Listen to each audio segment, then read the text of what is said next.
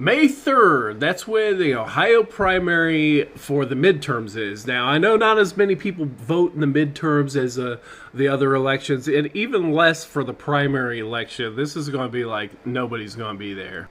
But you need to do this absolutely as a practice run. I can't say whether Ohio's doing this, but many states are pulling people off the registration, so they go to vote, and it's like, oh, I'm no longer registered.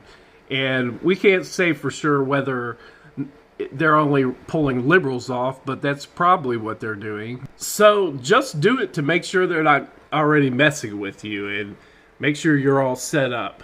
And if you don't do it, just make sure to at least call your election board, make sure you're still registered and everything. And hope you don't live in Florida, because Florida is no longer America. They got their own intimidation force and, probably throwing ballots away and everything else. I'm sure if a Trump lynch mob surrounded the vote counters, they're not going to do a damn thing about it. You already know that, right? This is one of those things we call a nudge. You just give someone a little bit of incentive to do something or a disincentive not to do something, and it has a profound result in the end results. And think about it. Who doesn't trust police? Well, maybe people who are getting choked out and killed by the police, for one. I guarantee, at least some small percentage of African American voters are just going to be not feel comfortable with the police being there. And especially when it's a special type of Trump police. Now, if you never voted in a primary before, it can be a little confusing. The first time I did it, it felt like I shouldn't even went because I didn't know anything that was going on the ballot. But, I learned before you go to this, you better go to Ballotpedia,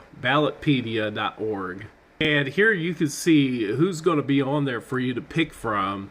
So that way you could educate yourself and find out, who you want on there. Now, if you're in the Cleveland area in Ohio, there is actually a progressive you can get onto the ballot named Morgan Harper. She is a totally self-made woman who made it all the way to Princeton. And lately, she's been targeted by Republican terrorists. She went to help stand with Ohio school students who asked her to join them to help them stand up against the Don't Say Gay bill in Ohio.